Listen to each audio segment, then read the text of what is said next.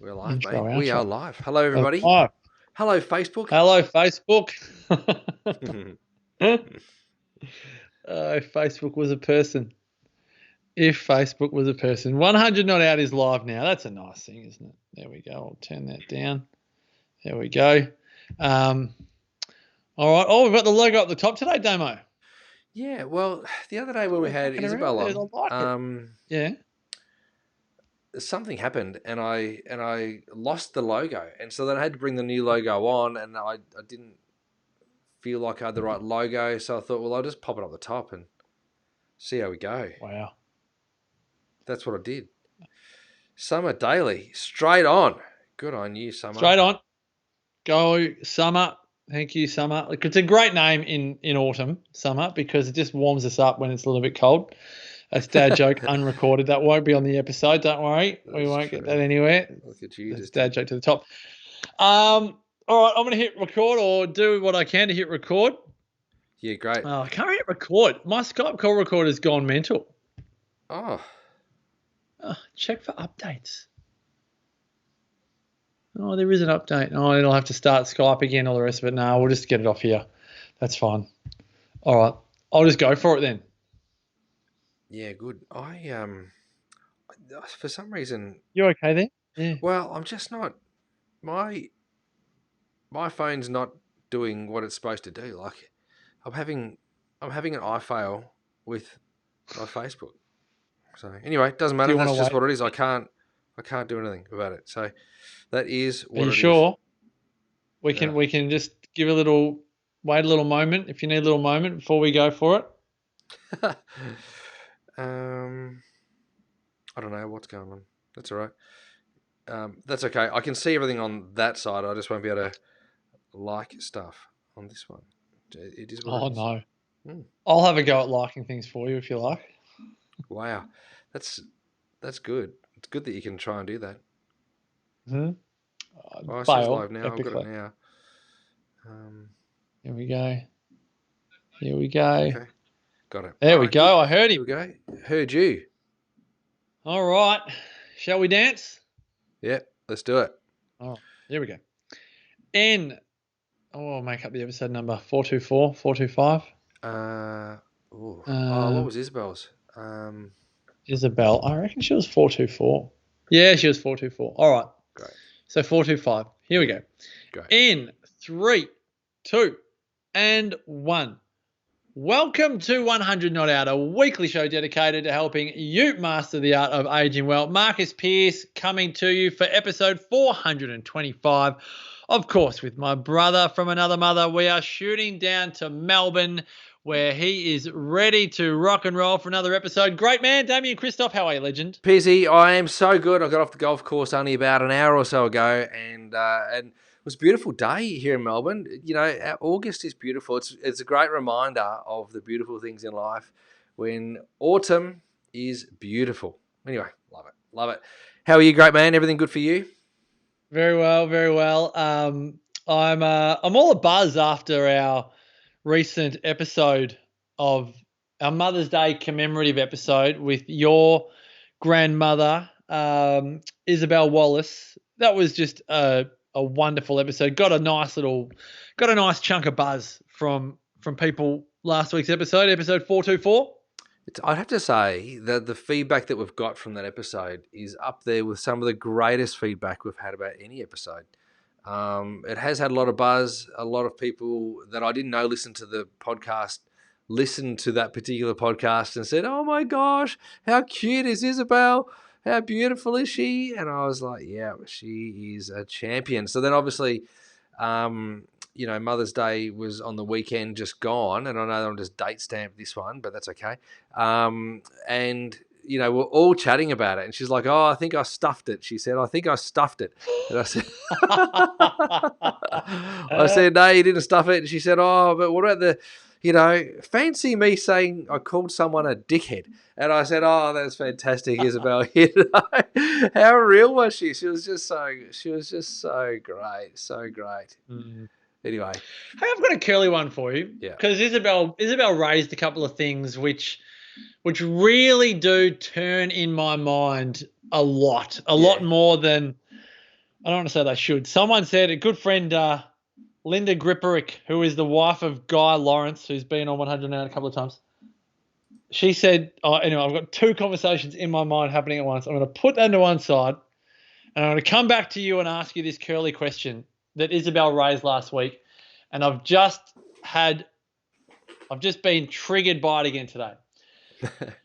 Now, she talks about getting out of bed. Do you remember this conversation she had last week, talking about just having purpose and having something to get out of bed for? And, whilst physically it might be harder to get out of bed, I'm going to say emotionally and spiritually, having the proximity she has to her family and loving to see her family, her children, her grandchildren, her great-grandchildren, really does do a lot for her. And I have this unofficial research study going on in my mind that type of love and purpose has an impact on longevity that it's immeasurable, right? And I think about this a lot because right now, particularly in Victoria, but in Australia, in the AFL community, we are beginning to see more vision of Neil Danaher 12 months on. Now, for those people that don't know Neil is the leader of the Fight MND movement. He's looking for a cure for motor neurone disease. He has motor neurone disease, and the diagnosis to death for motor neurone disease is 27 months. Now, Neil is 7 months post-diagnosis, 7 years post-diagnosis, and he is declining year on year. But every year that he is alive, he is completely smashing to pieces the diagnosis to death timeframe. Now, Stephen Hawking was exactly the same. He was, I think, 55 years diagnosis to death. And I just have this unofficial research buzzing in my mind that a magnificent purpose in life, whether it's I can't wait to see my kids, my grandkids, and my great-grandkids, or I want to help find a cure for motor neurone disease. And regardless of what people think about it, it doesn't matter. It's the very fact that it burns in their heart and soul so much to get them out of bed. I think there's just so much power in it, Damo. And I think about it so much. Well, I like where you're going with this because the flip of it is very common. People get a diagnosis, you'll be dead within 2 weeks, and they're dead within 2 weeks. But they didn't know they were sick prior to that. Or you'd be lucky to survive to 30 because you've got this, whatever it is. And then Random all of a gene. sudden people just kind of keel over and die. So I agree with you. I think there is something to do with purpose. And obviously you look at Neil's situation. I would love to meet Neil one day. I've never met him. Have you met him? Spoken to him on the phone in footy days, media days. He was always funny on the phone. He lightened up. He went from what was it? He'd become known as the Reverend because he'd become like this light-hearted priest figure. But he was so narky in the early days of his coaching. He had a reputation for just being so terse. Really? And uptight. But then he had relaxed and everyone loved the new Neil. It was like in 2004. Wow. But I don't think I met him in person. If it was very briefly. Right. Okay. Well, what I see with Neil, and what I see with other people that tend to maybe not necessarily kick the bucket is exactly what you say, and that is they've got some kind of purpose. And clearly Neil has a purpose around MND and the Fight MND cause, which I think is really important. And that's a big purpose, but maybe that's not his true purpose. Maybe that's just what is the outward, media relations, PR component of, what we see as the purpose. We might assume that's his purpose, but maybe his purpose is to see grandchildren, or maybe it's to get out of bed and have breakfast with his wife, or maybe it's to make sure that he lives another day. And because I know, and a colleague of mine's brother passed away with motor neurone disease a couple of years ago, and he seemed to defy the odds as well. And there's got to be some degree of purpose that keeps people going, and it'd be different I think it's different to what we might actually assume it actually is.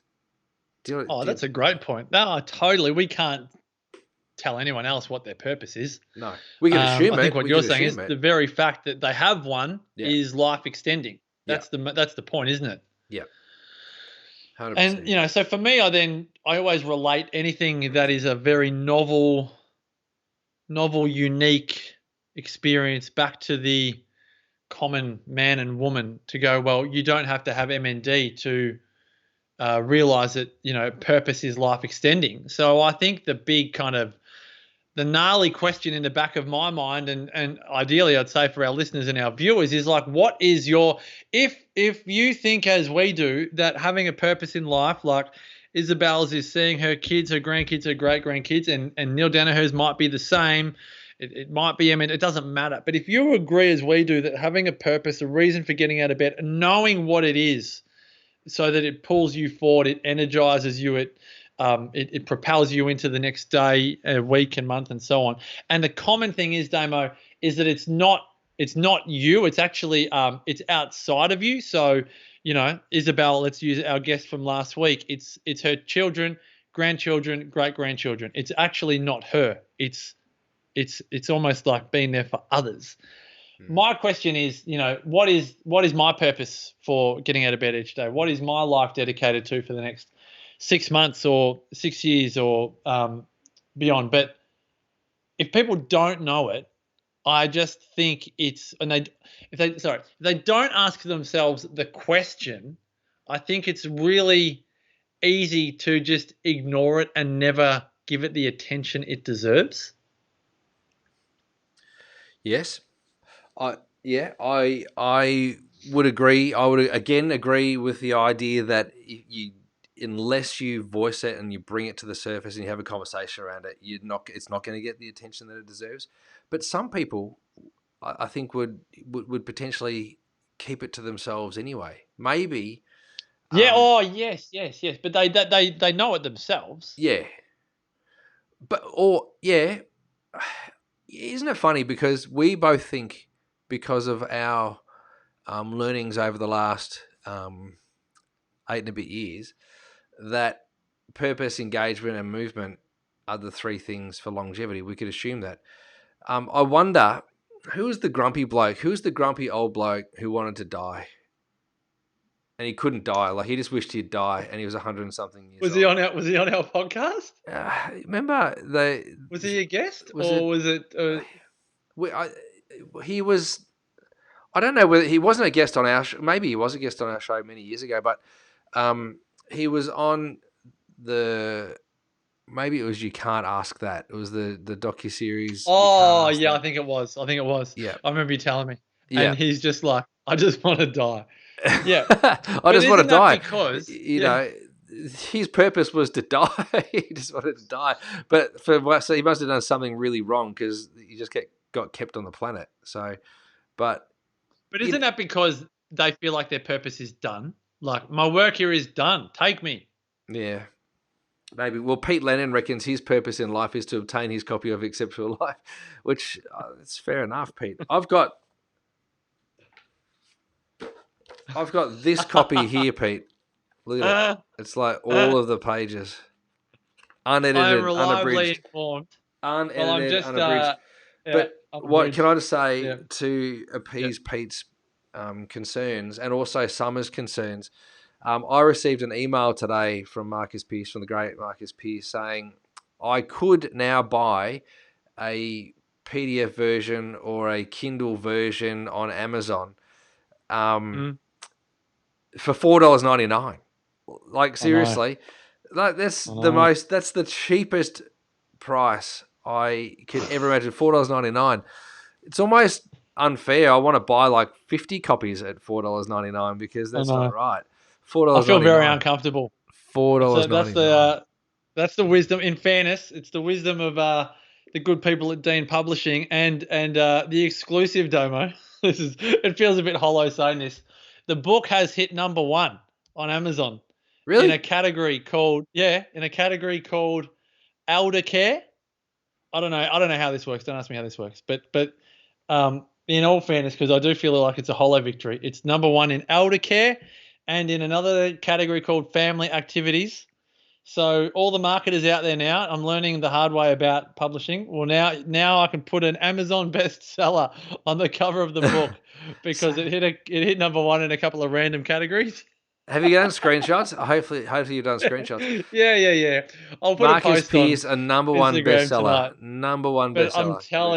I'm telling you, it sits uncomfortably because I feel like I haven't actually done anything yet. It's just, I feel like it's the people that know algorithms and know how to, it's like remember back in the days when we started our podcast and we would debut at, I don't know, number 2 on the charts in front of Oprah Winfrey, and the Tony Robbins podcast was number 10 and 100 on Out was number 2. Yeah, but that's fair enough. Yeah.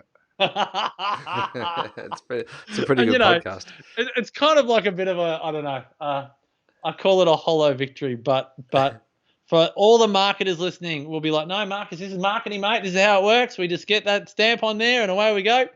But it's amazing. Anyway, I am having a little book party on May 22. So I am thinking, I'm reliably informed that the books will be at my place by May 21. And if not, I'll be having a book party with no books. And that would be embarrassing. I can send you up to borrow the manuscript. I can send you. I can borrow it, and I don't think you actually signed it for me. So maybe I'll get you to sign that with a texter. That'd be great.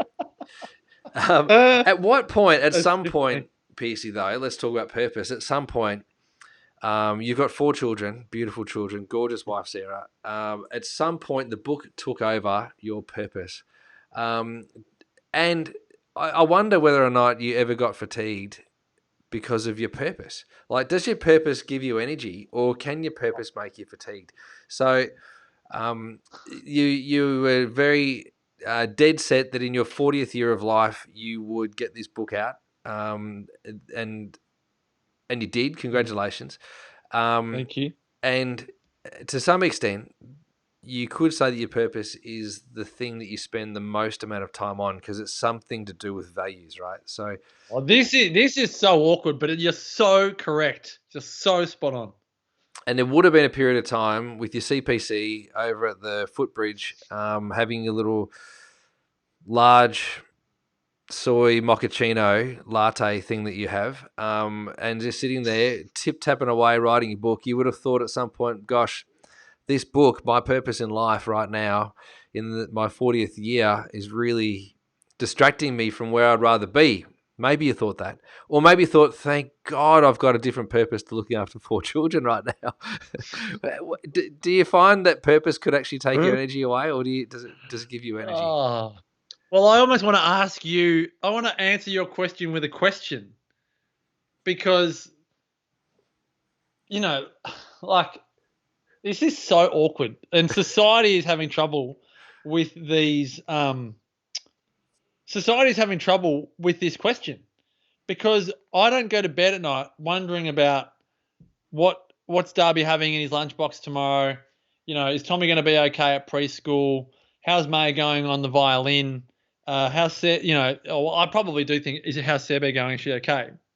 But your purpose, you said it earlier, your purpose is what you get up and spend the most time doing, and it's not what you want to be doing. It's actually what you are doing. And I think it's really, like, I know the purpose of my life is to help people live their exceptional life. Mm-hmm. And I do that as an author and a speaker and the rest, but I also do it as a husband and a father and a brother and a son and a cousin and a friend and all the rest of it. So I attempt, for my own almost justification more than anything, to weave my purpose into everything I do, which is why I attempt to be the same on screen versus off screen, pre-record or live record. I like to think of my purpose as a 24/7, 365. But I look at you and I think of when we first met, and you would come down the highway to Wonthaggi with Jackson in your car, having picked him up from school. I still remember he was like in a blue and yellow, or was it green and white? Blue and yellow primary school uniform.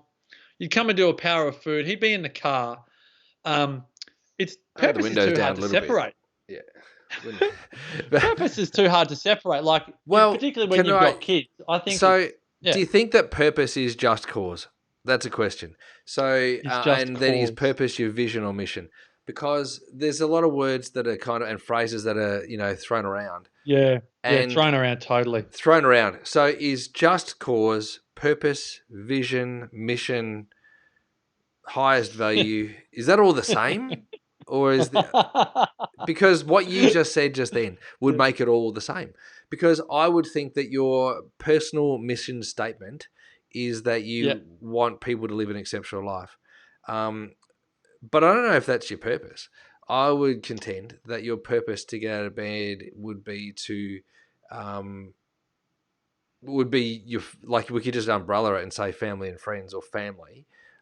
That'll be your purpose. That's your purpose. That's then the awkward conversation. Well, then your values would your highest value is what you spend the most amount of time on. So then you're thinking, okay, then potentially your highest value would have been your book at one point because you were spending a lot of time on that, and which is not a bad thing. It just is, and no, you and I know on. that this is fine, right? This is not good or bad.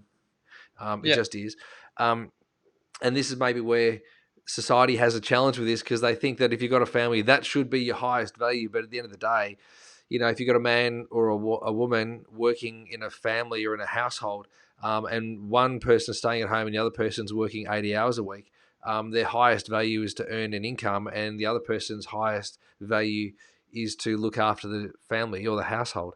That's not a good or a bad thing. It's just a societal judgment, right? So, but their purpose is the health of the family or the health of the children, but there's two different values, two different highest values at the time, because that's where they're spending their time, right? So maybe there's a bit of differentiation there. Anyway, just throwing it out there. Good little thing to think about. So good. It's very curly. Yeah, it's very curly because I don't get up and out of bed in the morning dedicated to Maya or Sarah or Spencer or Tommy or Darby. I get up out of bed to live my best life and give them and when I do that, I give them the best version of me. I'm very big on, if I look after me, then I can look after everyone else. Yeah.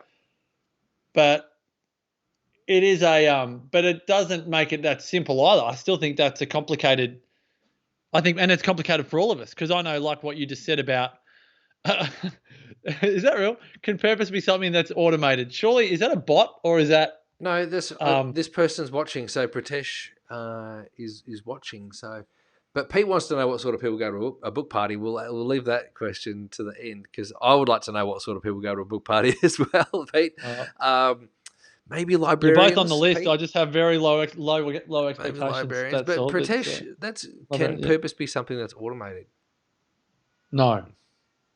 Because anything can happen like that. Like you have a baby or your wife dies or your business goes under, and none of that can be automated. No, definitely it's certain processes within your business, within your purpose can. But good question. What time you get out of bed and the rhythm of your day. So you've opened up some can of worms here, Damo. I'm normally the one opening up the can of worms and making you feel uncomfortable, but this is a very very good conversation. One to ponder. I'd love feedback from people as you're listening to this, driving along in the car with the kids. Ask people what their purpose is.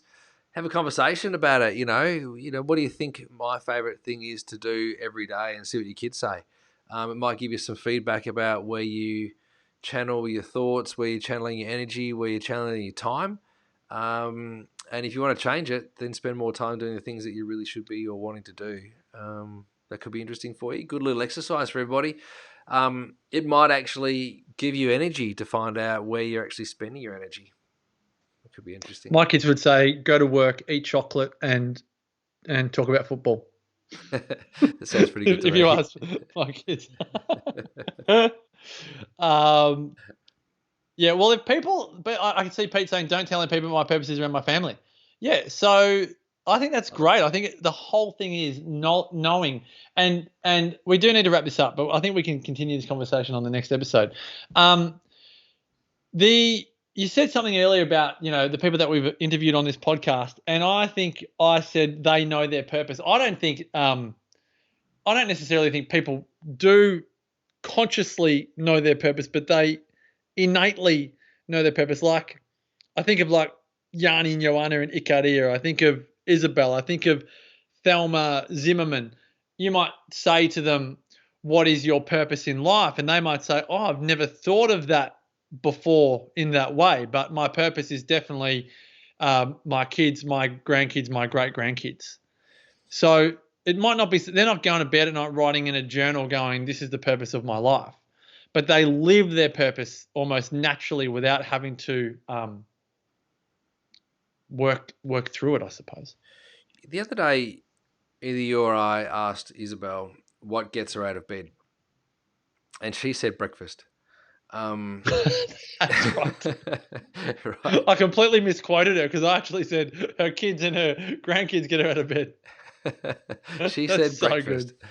She said breakfast, and I suppose at 100 years old, you could stay in bed all day, but the one thing that gets her out of bed every single day to put her slippers on, maybe go have a shower, get dressed, get out into the dining room, rather than actually just turning the television on and sitting by the heater, is to get out and have breakfast.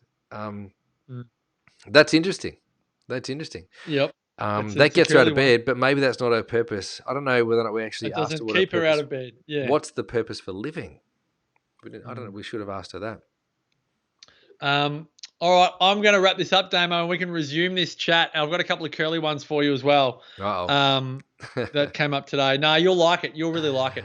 All right. For all of our wonderful listeners and viewers, we thank you for your support of the podcast. 425 episodes, 4.25 centuries, Damo. 4.25 centuries. 425 not out. That is so good. That is so good.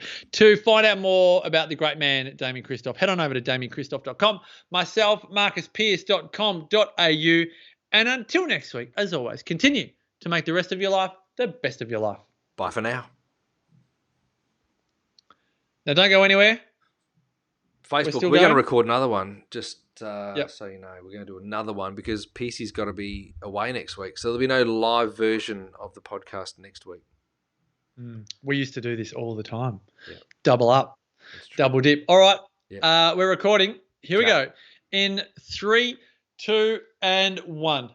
Hello and welcome to 100 Not Out, a weekly show dedicated to helping you master the art of aging well. Marcus Pearce here with you, and for episode 426, it's a surprise. We're going down to Melbourne to speak with Australia's #1 wellness expert. You may have heard of him before.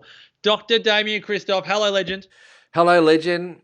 MP, I should have worn a different costume for this episode because I feel like we're being fraudulent. But this is the second episode in this recording. Great to be doing another episode. Back to back. There's a few people here. Michelle Berner watching. Peter Leonard's already on. Pritesh Patel.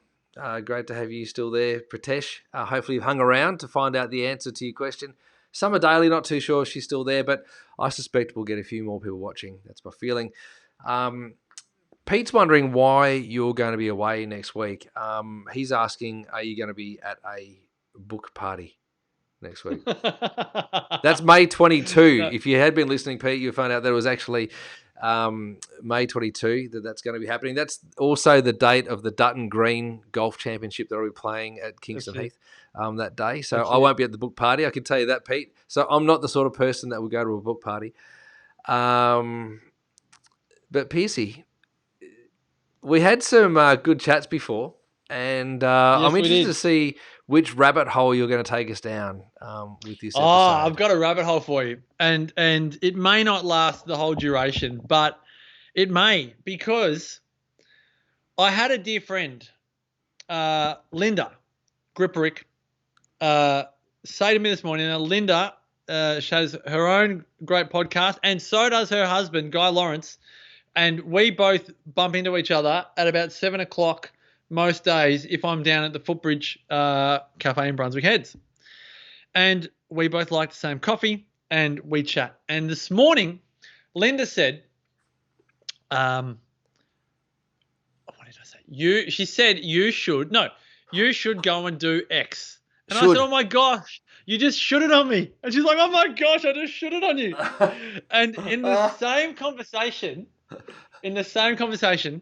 she was talking about going out to dinner. Her and Guy went to dinner to Cozina, to Little Icaria in Byron on a Friday night at about 6:30. And I'm pretty sure it was the same Friday night that Cale Brock was in town. And he said to me, do you want to come? And I said, no, it's wild at Pierce HQ. There's no way I'll be there for dinner at 6:30. And I reckon they were there at the same time. But Linda said, I was so disappointed because I realized that it's really hard to have deep and meaningful, great food with my husband when we've got an almost 1-year-old. And I said, oh, you just used my least favorite word in the English language, disappointed. And we had disappointed and should in the same conversation. Wow. All we had to do was give it the trifecta, and that is try. And I would have blown my lid and spewed my coffee out. And I was very upfront. We had a great conversation about words that trigger you. And honestly, if you want to get me going, if you want to ever get me going and see the bad side, have a crack at my work ethic. Yep. Tell me you're disappointed in me. Yep. Tell me I should do something that you think is a good idea that I probably don't. Or tell me that you're disappointed in me or something else. That's 4 things. But 2 of them were the same. One's overall. Right, okay. One's overall. All right. Yeah, so I just thought it would be a really good because I love my words. I do love words. I think they're very powerful. But you and I talk about this in conversation all the time. Can we have a chat about this? About words that really get you going? And you may not even know it until we have this conversation, listeners and viewers, but they're very powerful. Yeah. Yep. I love this chat because there are words, in fact, 2 of the same words that you just mentioned, try, and... Does the try get you going? That's really good. Seriously, don't freaking try, just do. And then the other thing is, which is very Yoda, and the other thing is shooting all over me. Don't freaking shoot on me. I don't like being shooted on. And there was a period of time there where people shooted on me all the time, and I just felt shooted on, and I hated it. And I used to get really angry with that. Anyway, then there was a period of time where no one shooted all over me at all, and I felt like I'd been shooted on free for a while. But recently it started again. Like, people have started shooting on me, and and it really gets my goat. Like, it blows me up. Should probably blows me up the most, and then and I bet I can feel it right now. Pete's thinking, what can I type that says you boys should do this? I can feel it. Pete's going to do something like that. I can feel it right now. Anyway. All right, so all right. Okay, but so not disappointment. Disappointment or disappointed doesn't worry me that much. That's not bad. Bored. I hate bored. Bored. How can you be bored these days? Anyway. Yeah, that's good. That's or good. Can't. I don't like can't either. Yeah, totally. It's very defeatist. Totally. Yeah, that's so defeatist. It's the shouldn't season. That's too good. Go Pratesh. All right, this is great. Okay, so here's a couple little randoms. So for me, disappointed means that you had an expectation that wasn't met, and that is okay. That is very okay. But for a lot of people, they never communicated the expectation to the person they're disappointed in. Yes. So the person never knew they were disappointing the person until the person said, I'm disappointed in you or your behavior. And if that person knew what the expectations were, then maybe they want to be having that conversation. So that's when but what, in the context of what Linda said, she was disappointed that she didn't get to have the deep and meaningfuls with Guy, her husband, over dinner, and the Greek food naturally was amazing because she was running around after an almost 1-year-old who's learned how to walk and all the rest of it. Then we got talking about how, our expectation, often we don't know we're disappointed until it happens. So we've got to leave some room for that experience to go, oh, I've had this expectation, particularly, you remember the days of young kids. You can take them out for coffee. You can go out for dinner and they're just lying in a what's a cot thing called anyway? They're kind of not mobile. And then once they get mobile, your whole dining experience changes. And I said to them, I don't ever take the kids out for breakfast anymore. It's like the biggest money burn ever because they are disappointed that the food doesn't come quickly, that it doesn't taste the way they want it to, and all of these things. Yeah. But then there was something else Linda and I were talking about, and it was, what was it? Or something about the word. Anyway. Should. Oh, was it should? Anyway, I've lost my train of thought. Okay. Well, just while you're trying to get that back, I love Pete's comment. Yeah. I tell Michelle, my partner, she should all the time. She hates it. But then he says, I'm right, though. Which is even worse. Like, people who should all over people and then say that they're right. Well, Pete, you should go and do that thing that you are shooting all over your wife about. Poor Michelle. Can you answer Summer's question, please? When is the book pre-sale thing? When does that finish? She's asked it again. Oh, no. Like on the physical book, I just really am self-conscious of this. May 21, podcast. the book will turn up to Marcus on May 21. It's going to be at Marcus's house. That's the first copy of the printed book. Will be at Marcus's house for the book party on May 22, which is the same day as the Dutton Green golf tournament that I'm playing at Kingston Heath. And just saying, I'm playing that with DJ and we will win. And then the book launch and the book party will be the opportunity to get it. When is the pre-sale of that paper book going to end, Marcus Pearce? And gee whiz, all these questions. I haven't actually thought of it, Summer, but let's say Friday, May 21, because that's when they arrive. So you can't really pre-sell a book that's arrived, right? Okay. So Friday, May 21. May 21. Friday, May 21. Midnight, Friday. No, 11:59. Friday, May 21. It's the last day. There we go. Got it. Yeah, there you go. I want to know if there's any other words that people get triggered by. So I've said disappointed. We are both should. Now, okay, why do you think should triggers you?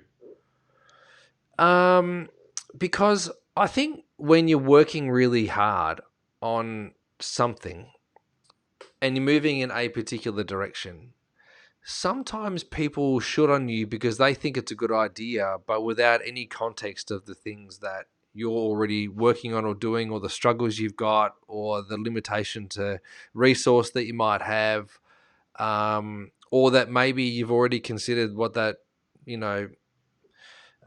proposal was and you've already discarded it. Like a should for me is,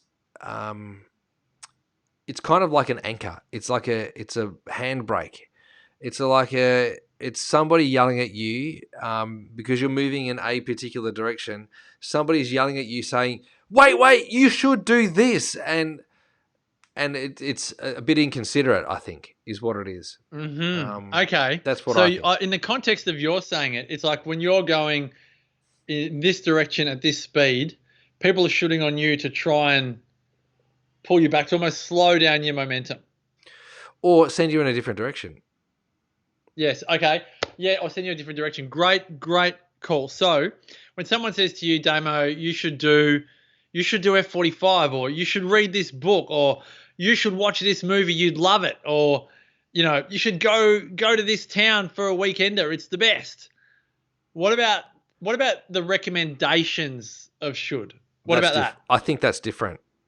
Because if someone said doesn't get you going as much? Nah, I think it's more if somebody shoulds on me. Oh wow, this is really interesting. Because I always thought that should was just like a blanket kind of thing. But if someone said, you should read this book, it's really good. Or you should watch this movie, it's really good. Or you should watch this movie. I think that's probably fine. Like as a recommendation, if someone said, you should do this because it's really good. Or you should drive this car because, it's a really good car. And then maybe you might consider that that's a good car. that's a good thing, I think, as a recommendation. But if it's a should, as in like someone suggesting that I should take a different direction, or it implies that what I'm doing is not the right thing, I want more context to the should. So I would prefer that someone said something on the lines of, and I used to get this all the time with the muesli. You know, I was busting to get 3 products off the ground, 4 products off the ground.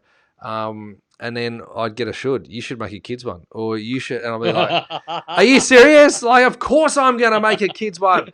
Buy some of the other stuff, and I could afford to make a kids one." You know, like that's kind of what I was thinking.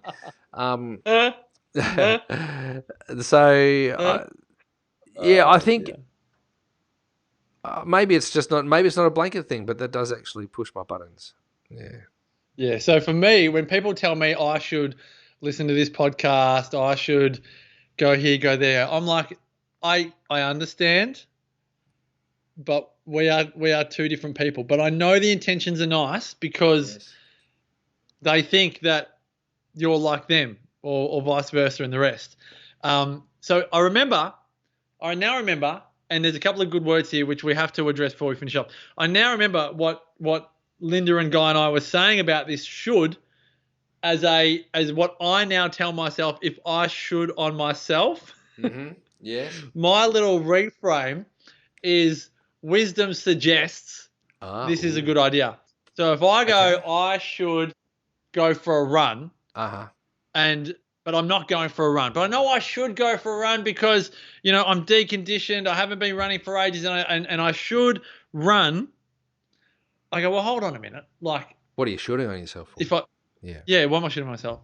But then I go, well, physical wisdom or wisdom of a function would suggest that regular running is good for physical health.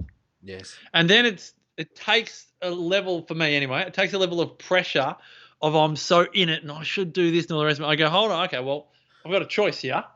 There's what wisdom suggests, and there's what I suppose atrophy looks like. Which part do I choose? you know. That's all very logical. Yeah. That's a very logical thing. Yes. Couple of great comments here. One from Pete. I think the word "but" that triggers him, as I agree with you. But meaning I don't really agree with you. Yeah, it's kind of like a counter. Yeah, I agree. Like I love you, but not I love your butt. I love you, but it's very, very different. It's really different. I love you, but the other one, which is a phrase, which is just a BS phrase, is with all due respect. It's not all due respect. You either respect. You just say, for me, the if I want to get my point across, I say, look, with all respect, with not due respect. Like it's all respect. You either full on throw respect at someone, or you don't throw respect at someone, because what's due is not. That's a value judgment.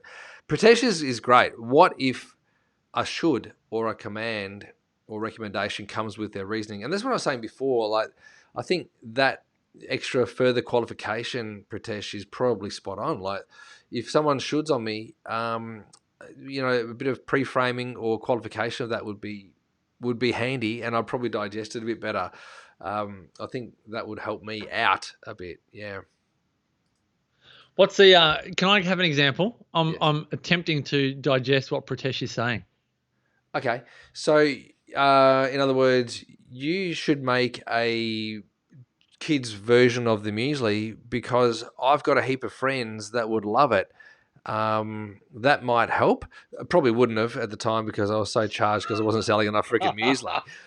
But maybe, though, it could actually help, though, Pritesh, if it was in the middle of a conversation. But maybe the other reason is with the should, it could be an unqualified or an unwanted recommendation, and maybe that could be the reason why a should might trigger me a little bit. So if it's an what's the word? Like, I haven't asked for it. It's yes, unsolicited. Unsolicited. It's unsolicited. It's like a phone call. If somebody wanted me to donate, I donate anyway, right? So don't call me to ask me for money in my own time. So anything that's unsolicited is junk mail to me, right? So it should be in spam. It's spam. So That's what I'm saying there, Pritesh. So you can qualify it because I get spam every day. Dear sir, I am the CEO of the SEO organization based here in Bangladesh, and I want you to let me go through. That's unsolicited. That goes to my spam folder. It's like a should. That's unsolicited. But maybe if I asked, if I said to you, Pritesh, what do you think I could do with my muesli company? And you might go, you know what, Damo, I reckon you should make a kids muesli. And I would go, I've been thinking of that. I would love to do that. The only thing that's holding me back is people aren't buying enough of the paleo that I needed to sell more of. And then I would have had that sort of conversation with you, right? And that would be a solicited response, but unsolicited is probably the thing. An unsolicited should. That's what it is. It's an unsolicited should. Piercy. Yeah, it is. It is. There's a lot of words here. This has been really good. I hope people have enjoyed this. I know Pete's asking some curly questions. I know Vicky Stanford's. She's the one. She's arrived just in time to say goodbye. There's always one. And today it is Vicky Stanford. Sometimes it's Wendy Stewart. Other times it's Debbie. Today it's Vicky. We've spoken about shooting, disappointed, try, but, bored. I'm bored. Oh, gee whiz, this is good. I'm glad we had this conversation. Yeah, me too. I'm really glad we had this conversation. Yeah, it's good to get it out. It's good actually well, it is good to get it out because what Pritesh has gone and said an unsolicited should be banned. I think that's what it is. It's a perfect comment. It is the perfect comment. That goes to the perfect comment bucket. Pritesh, thank you. I agree. I think the qualification is whether it's solicited or unsolicited. So a unsolicited disappointed would be matched by an unmet expectation, which hadn't been communicated, right? So had the expectation been communicated, then there could have been an expectation then later for a solicited disappointment or gratitude or whatever it's going to be. What's the reverse of disappointed? Fulfilled. So nice. Happy. Yeah. So just on this, just quickly before we go, because this happens a lot in sport. We're really disappointed with our performance today. Yeah. That's because they all had an expectation that they would do better than what they did. And that's fine. I've got do not. Yeah, it is fine. Tell me this before we go, because you're good at this. I have do not disturb. Talk about unmet expectations. I have do not disturb on my phone. Yeah. And calls are still pinging in. Maybe it's someone that calls twice. Like if you call twice to somebody, then it gets through the do not disturb, I think. Oh, yes, okay. It's an iFail. You know this stuff. It's an iFail. This has been another, I think, engrossing and engaging and perhaps even entertaining episode of 100 Not Out. I have loved this conversation with you, Damien, John Christoph, as I have with all of our listeners and viewers on Facebook. You can join us for Facebook Lives, which happen intermittently on a Wednesday in the afternoon. Just don't depend on us too much or else you'll be left highly disappointed. Don't think that we should be on here every Wednesday because sometimes we're not. But many Wednesdays at 3 o'clock, we are here at 100 Not Out on Facebook. Spell it all out. Don't try and put any numbers in there. If you want to put numbers in, you've got to go over to Instagram at 100.notout. And if you'd like to have some contact with us personally, head on over to DamienChristoph.com for Damo, MarcusPearce.com.au for myself. And until next week, may the rest of your life continue to be the best of your life. Bye for now. Oh, I love it. That was good. I love it. And how's Pete Lennon? You should learn more about how your phone works. Oh, we've got the funny ones in there. Oh, here's a funny one. Oh, here we go. Vicky's gone, I should just keep stalking you. That's hilarious. That is hilarious. I loved it. Well done. Thanks, everybody, for your participation. Engagement. Yes, participation. Yep. Because Damo is disappointed in our community when they don't put comments in the Facebook thread of our life. Would that be a That would be fair. Yeah, I'm actually So the gonna expectation I've is just that favorited. people I've favorited Pratesh's and unsolicited should be banned. I like it. come. It's Yeah, fun. there's some good wisdom in the comments Yeah, on today's double episode, absolutely. I must say. Yeah. Well, the skies Hey, are I grey think you in need to update your South footy Beach. at the back. I need you to update that footy because Oh, I know it's all been mate. fake signed and stuff, but like that team, like who are they all? This is 1994. Alan, my dad bought this for me. I was with him. I was 13 years of age. I was at a Melbourne Football Club dinner. Yeah. It says 95, or maybe it was 95. Alan Jakovic, Gary Lyon, Marcus Seacamp, Todd Viney, Michael Polly. Oh, I love this football. I've got to pump it up because it's not a real football. It's sort of like a display football. Yeah. David Schwartz, the Ox. Oh, the Ox. There's some good people. Champion. Good people on here. Andy Lovell, Andrew Leoncelli. Wow. Yeah. Good names there. Good So team. Great Great team that team. never And did that- much. Unbelievable.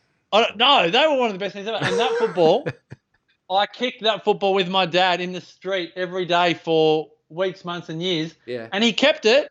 And it says, Marcus, fond memories, love dad. He got it engraved and it sits in a plastic box. I love that. That's beautiful, actually. It's one of my most treasured family Heirlooms. things. Yeah, I love that. Yeah. And That's this one leg piece of artwork was given to us by Chris and Renee. Renee passed away at 39 from kidney cancer. Wow. And Chris lives up here. And so a lot of people go, why have you got a one-legged statue behind you? It's like, it just reminds me of Renee. She's always in the office, in the room. So, little trinkets. Little like trinkets. They always have a meaning, don't they? Yeah, 100%. 100%. But I think That's you need to what I update love. that We should- Melbourne Football Club of football because you need the team at the moment because it's if any team in the history of the last 60-something years is ever going to win a grand final, it's the team you've got right now. So you need to get behind Well, it. Damien, I'm going to do what you have done the last 3 of the last 4 years. When the D's win the premiership this year, I will get one of those big frames and pop it right there. Yeah. Well, by the time the D's have won the premiership, we'll be almost ready to move into our family home. So I'll have to christen the new office with a beautiful piece of artwork, which you can help me. Yeah. You might have to help me finance it as well because it won't be cheap given how many D supporters will come out of the woodwork to buy a bit of premiership memorabilia. But you'll understand. You'll probably be the only one on the planet that understands when I go, Damo, I need 20 grand to buy some memorabilia. 20 grand. You'll understand. Jeepers, I don't have a spare 20 grand lying around. And if I did, I'd buy Richmond stuff, not Melbourne stuff. I'm telling you that. Even if we came second, I'd buy Richmond stuff. Yes, I know. Well, when we were coming 18th, I was buying Melbourne stuff. You're a true supporter. Oh, dear. Oh, well, Pratesh said, how awesome is your Facebook Live? Well, there you go. Thanks, Pratesh. Great comment. Pratesh gets the gold medal today. We don't want to play favourites, but gold medal Pratesh. Oh, let's not take anything away from Pete. say- His engagement was outstanding again. Yeah, Pete's I know, engagement was but, always fantastic. you know, he wants to know about the book. Pete, you will get a book party invitation. Yeah. It's you will just get one, Pete. whether or not you turn up to the book party. Pete. You won't come, Pete. I know you won't come, but I will send you an invitation. Yeah. I will send Damo an invitation. Don't I'll even send my family in Melbourne unless an it's invitation. an invitation via email. Don't waste the postage stamp because I have a competition to play on that day.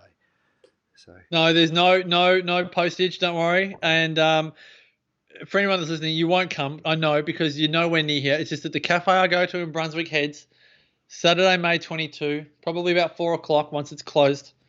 And it's just family, friends, and like-minded legends. and librarians. And librarians. Book party! Oh my gosh, it's what I've always wanted. Seriously, that'll be me. I'm a librarian then. The skies are grey, but I'm pretty sure footy training is still on, so I better go put my cozies on. All right. And The go and cozzy. get You pulled Derby out the cozzy. Footy. Oh, Cozzy. cozzy. I love it. Yeah. Love it. All right. All Good on right. you. See you later, everybody. Thanks so much for See joining you us. Facebook. See you later. See you, Damo. See you, PC.